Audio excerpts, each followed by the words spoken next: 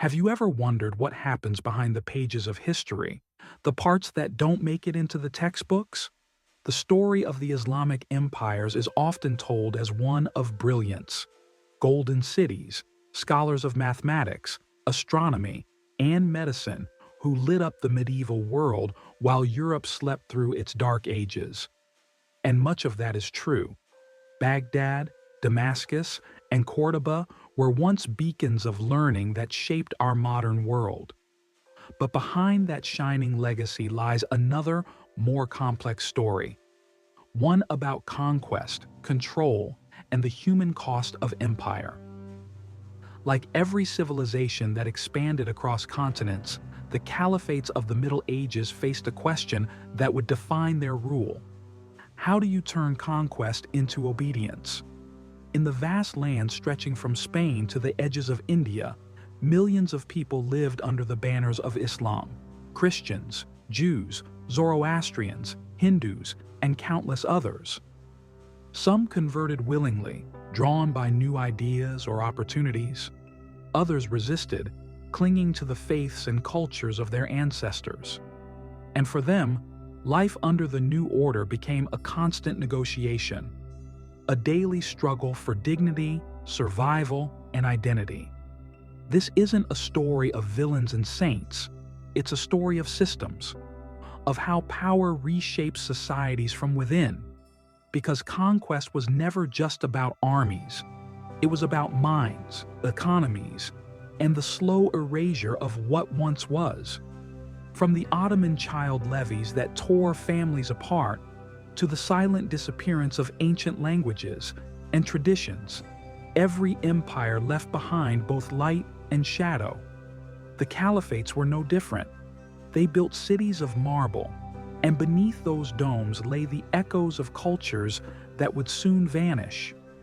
Over the next chapters, we'll travel through this hidden side of history. We'll uncover the devised, the so-called blood tax that turned children into soldiers, the vast networks of slave trade that reshaped continents, and the subtle systemic pressures that pushed entire civilizations toward extinction. But to understand why these systems existed, we first need to step inside the world that created them. A world where religion was inseparable from politics, where empires saw faith as both sword and shield. This is not a story of one religion against another. It's the story of how power, when fused with belief, can transform both conqueror and conquered alike. And as we peel back the layers of time, one question will guide us. What truly survives after conquest? The culture of the victor, or the memory of the vanquished? You're about to enter a forgotten chapter of world history. One that reveals how empires rise not only by force, but by reshaping the souls of those they rule. History rarely records the voices of ordinary people. The chronicles speak of caliphs, sultans, and scholars, but not of the farmer watching foreign banners rise above his village, or the mother who held her son for the last time before he was taken away in the name of empire. Yet it is through these silent lives that we truly see how history was lived, not just written. During the height of Ottoman expansion in the 14th and 15th centuries, the Balkans became one of the empire's richest yet most troubled frontiers. For the Christian families who lived there, every few years brought a haunting rhythm, the arrival of the devised collectors. To the empire, it was simply a tax, a duty owed by non-Muslims in exchange for peace and protection. But to the people, it was known by another name, the blood tax. Ottoman officials would ride into mountain villages carrying scrolls marked with the Sultan's seal. Their task was chillingly systematic. Boys between 8 and 18 were inspected for strength, intelligence, and beauty. The chosen were taken, not for ransom, not for trade, but to become instruments of the empire itself. Imagine the sound of boots on cobblestones, the clatter of armor, the cries of parents bargaining with soldiers who would not listen. The chosen boys were marched away, their names erased, their futures rewritten. In Istanbul, they would be converted to Islam, trained as soldiers, scholars, or administrators. The most gifted among them joined the Janissaries, the Sultan's elite corps, feared across Europe for their discipline and loyalty. But loyalty came at a price. Every trace of who they once were, their language, their faith, their family, was stripped away. They were taught to believe that their old lives were a burden, that the Sultan had rescued them from ignorance. Many grew to love the empire that had enslaved them, seeing themselves as chosen sons of destiny rather than stolen children. The paradox is haunting. These boys, once Christian, would one day lead armies to conquer Christian lands. They would burn the same villages where their ancestors once prayed. History turned victims into instruments, and instruments into believers. Outside the military elite, life for ordinary non-Muslims under imperial rule was equally complex. Christians and Jews, known as dhimmis, were allowed to keep their faith, but only under strict conditions. They paid the jizya, a special tax, and lived under laws that reminded them of their second-class status. They could not bear arms, build new churches, or testify against Muslims in court. For many, the choice was simple but cruel: convert or endure. Yet in the quiet corners of the empire, resilience endured. Families found ways to protect their children, hiding them in forests, scarring their faces to avoid the collector's gaze, or sending them far from home during recruitment seasons. Women carried forward songs and stories from the old faiths, whispering them in secret so that the past would not vanish entirely. The world of the Ottoman frontier was not just one of fear, it was one of survival. People adapted, compromised, and sometimes even thrived under the shadow of empire.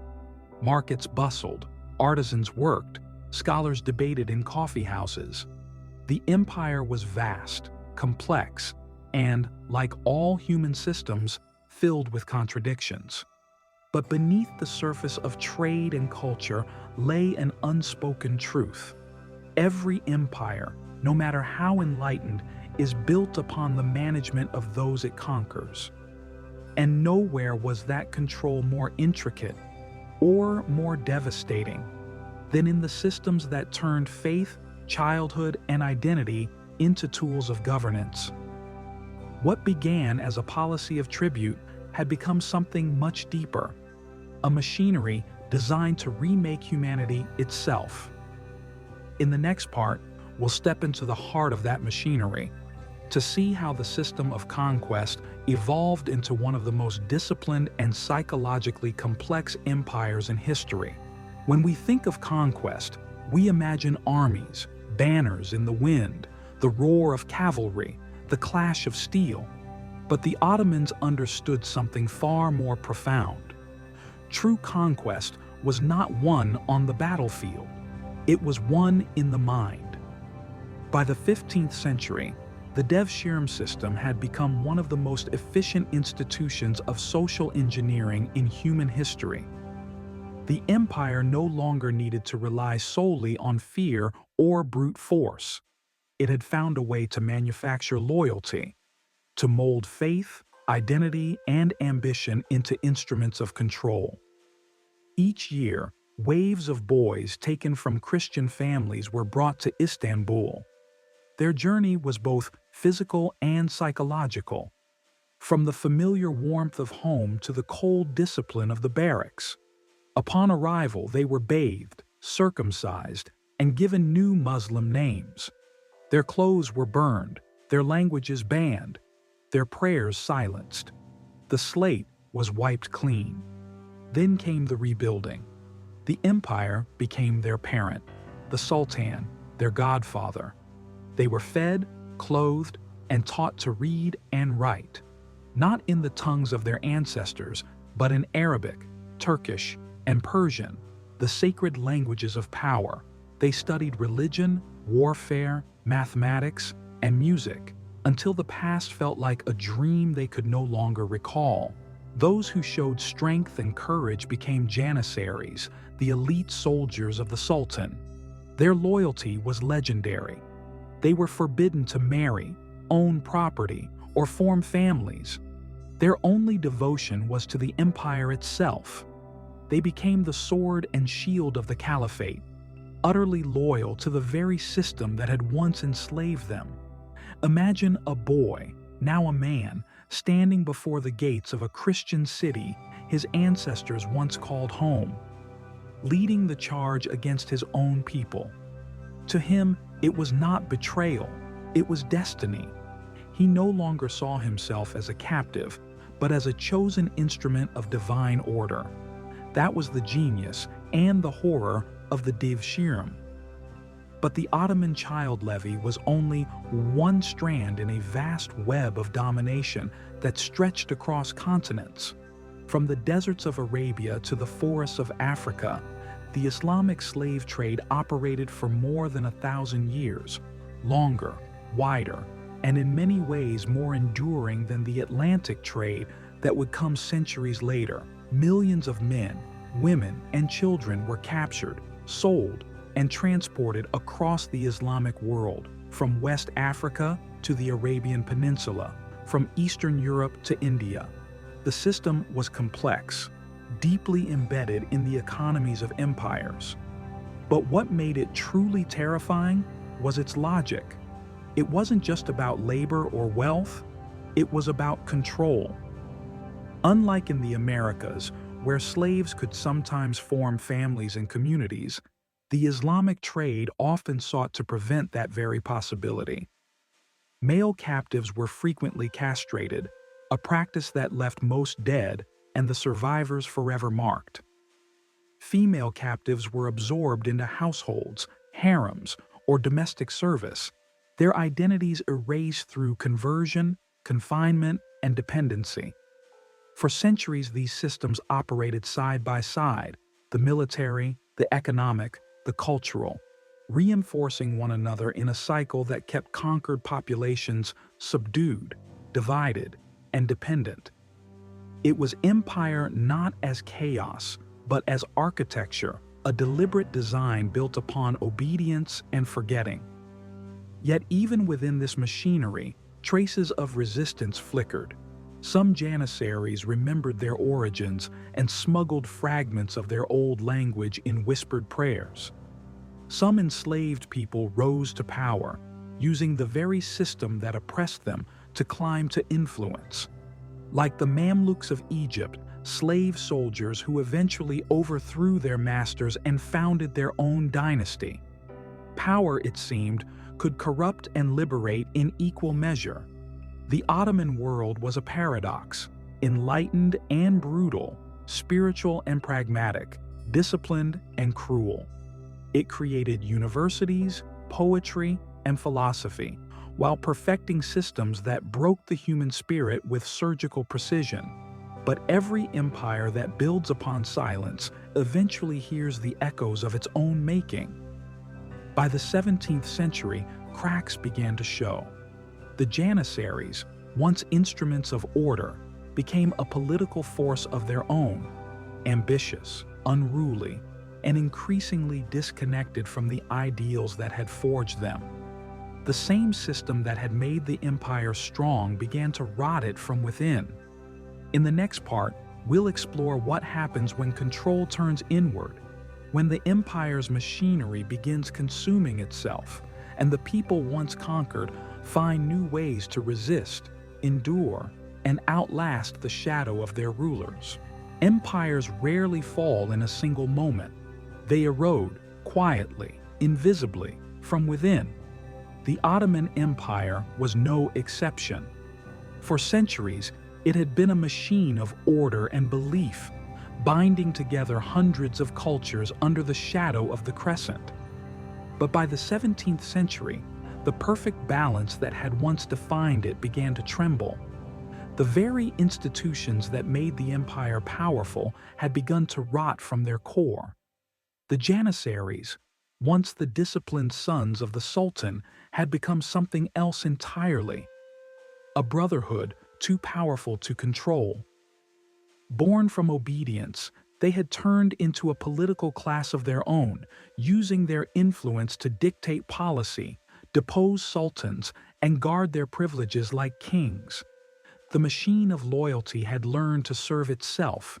In the cities, whispers grew louder. Markets once filled with spice and silk were now crowded with debt collectors. Trade routes shifted westward as European ships began to dominate global commerce. The wealth that once flowed through Istanbul and Damascus now passed through Lisbon and London. The empire's heart was starving, even as its body still stretched across 3 continents. For the people who lived within it, Greeks, Armenians, Arabs, Jews, Slavs, life was caught between nostalgia and survival. The demi-system, once a rigid social hierarchy, began to blur as corruption took root. The tax collectors no longer cared about faith, only gold. Bureaucrats sold exemptions, judges took bribes. The delicate balance between tolerance and subjugation began to collapse under the weight of greed. In the countryside, resentment simmered. Entire regions that had once been rich farmlands were now impoverished by endless wars and heavy taxation. Families who had survived generations of empire now struggled just to feed themselves. In the Balkans, rebellion flickered like wildfire. Short-lived uprisings crushed beneath iron boots, only to rise again years later. But the empire wasn't the only one changing. Europe, once fractured and fearful, had transformed. The Age of Enlightenment had begun. Printing presses spread new ideas like wildfire, liberty, equality, nationhood. The world of sultans and divine rule suddenly seemed fragile, outdated, and human. Inside the Ottoman heartland, even scholars and soldiers began to question: had the empire's glory become its own prison? The Janissaries, corrupted and self-serving, resisted modernization, fearing the loss of their privilege. Reformers who tried to change the system were often silenced, sometimes by the very soldiers who were meant to protect them. The result was tragic symmetry. The empire's greatest innovation, the system that had once unified faith, power, and loyalty, became the very chain that held it back. By the 18th century, the Ottoman world was still vast, still feared, but hollow. The edges of its dominion crumbled slowly. Hungary lost to the Habsburgs, Egypt rising in revolt, Greece stirring with the first whispers of independence. Yet, for those living under its fading shadow, daily life went on. Farmers still prayed for rain. Merchants still opened their shops at dawn. Mothers still sang the old songs in secret, passing down fragments of lost languages to their children. The machinery of empire was decaying, but its echoes still shaped the hearts of millions. As the 19th century approached, a haunting irony emerged. The Janissaries, the empire's original slaves turned soldiers, had become so defiant, so entangled in politics, that the Sultan finally did the unthinkable. In 1826, during what became known as the Auspicious Incident, Sultan Mahmud II ordered their complete annihilation. The once mighty guardians of the empire were surrounded, bombarded, and wiped from existence in a single brutal act. The system that had sustained the empire for centuries ended in fire and blood. But with their destruction, a silence followed. A silence that felt less like peace and more like the mourning of an age. The Ottoman world had entered its twilight, a slow descent into memory. Yet the questions it raised about identity, faith, and the cost of control were only beginning to echo through history. In the next part, we'll look at what remains, the legacy and lessons left behind by an empire that reshaped half the known world, and the cultures that survived beneath its shadow. When an empire falls, it doesn't simply disappear. It leaves traces in language, in architecture, in habits that people carry without even knowing why. The Ottoman Empire, for all its brutality and brilliance, left behind a world still shaped by its long shadow. From the Balkans to North Africa, the remnants of its rule can still be seen today. The domes of Istanbul still catch the morning light. The call to prayer still echoes through cities that once lay at the edges of the caliphate's reach. The cuisine, the music, even the rhythm of the markets all whisper of an age that once seemed eternal. But beneath these visible traces lies a deeper inheritance, the trauma of assimilation and the memory of lost identities. For centuries, communities learned to live between two worlds, one public, one private. Outwardly, they adapted to survive under the rules of empire. Inwardly, they preserved fragments of their past, passing them down through stories, lullabies, and faith whispered in secret. In Greece, Serbia, and Bulgaria, folk songs still mourn the devshirme, the taking of the sons. Ballads tell of mothers who hid their boys in wells or who scarred their faces so soldiers would pass them by. The songs don't speak of revenge, they speak of loss, of love torn away by forces too vast to fight. Even today, these melodies echo through mountain villages centuries after the last levy was collected. Yet, paradoxically, the Ottoman world also created new forms of beauty out of its complexity. Cultures intertwined, ideas traveled. The empire became a crossroads of faiths, languages, and philosophies. Greek artisans worked beside Turkish calligraphers. Jewish traders helped build networks of exchange that reached from Cairo to Venice. Out of a history of domination emerged a mosaic, fragile, imperfect, but undeniably human. That is the contradiction of empire. It destroys and creates in the same breath. The same institutions that suppressed diversity also allowed it to survive in new forms. The Janissaries, who began as enslaved children, became symbols of discipline and unity. The madrasas that silenced ancient languages also preserved knowledge that might otherwise have vanished in Europe's wars. The story of the caliphates, then, is not simply one of oppression, it's one of transformation. Still, the psychological scars remain. Many modern conflicts in the Middle East, North Africa, and the Balkans can trace their roots back to the artificial borders, divisions, and hierarchies created under imperial rule. Nations born from centuries of subjugation often struggle to define themselves, caught between pride in their heritage and pain from their past. But perhaps the most enduring lesson from that era lies not in its destruction, but in its memory. History reminds us that the greatest danger to any civilization is not invasion, but forgetting. The quiet surrender of identity in the name of peace, or progress, or faith. When people stop telling their stories, they cease to exist, even while they live. And so, the real legacy of the Ottoman centuries isn't found in palaces or mosques, but in the endurance of those who remembered. Those who kept their old names hidden in prayer, who taught forbidden songs to their grandchildren, who refused to let history close its book too soon. Empires come and go, but memory, if protected, becomes resistance. It is the one thing no conqueror can fully destroy.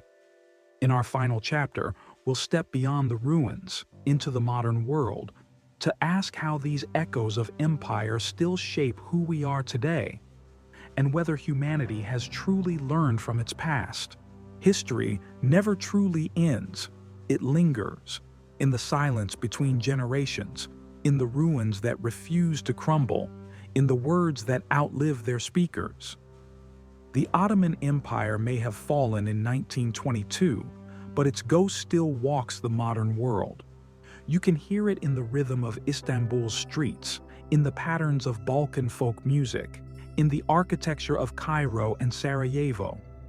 It lives in the tension between East and West, faith and modernity, identity and empire. Every civilization leaves behind two legacies: what it builds and what it breaks. The caliphates built cities, libraries, and systems of governance that shaped vast regions of the earth. But they also broke identities, languages, and cultures that had thrived for millennia. The duality is not unique to them. It's the story of power itself. Rome, Britain, the Mongols, even modern superpowers. Each has believed its order to be eternal. Each has written history in its own image. And yet, time always rewrites. When we look back at the centuries of Islamic rule, we find not a single truth, but many. Faith and fear, glory and grief, civilization and erasure intertwined. What stands out most is not the cruelty of rulers or the suffering of the conquered. It's how humans, generation after generation, find ways to endure. A stolen child becomes a soldier, a slave becomes a scholar, a forbidden song becomes a prayer. That is the quiet defiance of history, its refusal to remain one-sided. Today, historians continue to uncover what was lost. Ancient manuscripts buried in the sands of Egypt, forgotten languages traced through DNA and folklore, temple foundations beneath layers of old mosques and markets. Each discovery is a fragment of memory returning to the surface, whispering, "We were here." Perhaps that is the truest legacy of the medieval Islamic world, not just its rise or fall, but the conversation it started about what it means to conquer, to believe, and to remember. Because the past isn't dead. It shapes how we think about faith, identity, and justice even now.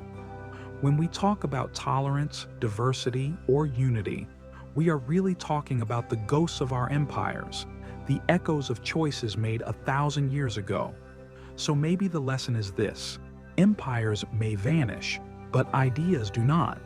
The question is whether we choose to remember with honesty or forget for comfort.